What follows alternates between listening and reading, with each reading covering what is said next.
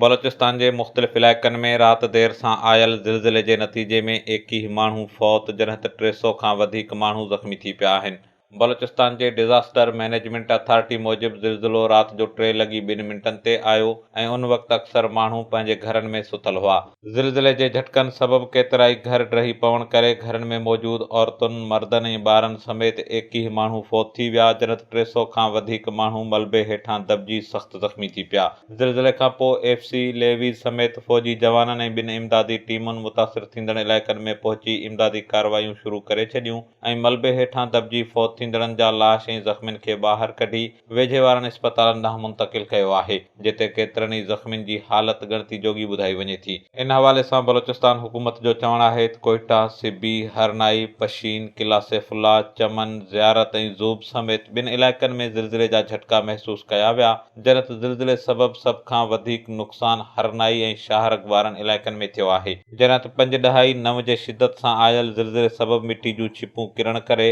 हरनाई, संजावे, लोरलाई शाहराह बंदि थी विया, जिन जे बहाली जो कमु शुरू कयो वियो आहे। ॿिए पासे पाक फ़ौज जे तर्जुमान इदारे ISPR मूजिब सिक्योरिटी फोर्सिस जा जवान ऐं आर्मी जा डॉक्टर, पैरामेडिकल अमले समेत ज़िलज़िले खां मुतासिर थींदड़ इलाइक़नि में पहुची इमदादी कार्रवायूं तेज़ करे छॾियूं आहिनि, जॾहिं त शदीद ज़ख़्मियुनि खे हेलीकॉप्टर वसीले इस्पतालनि ॾांहुं मुंतक़िल कयो पियो वञे। इरफान मंगी, HSTV न्यूज़, कोइटा।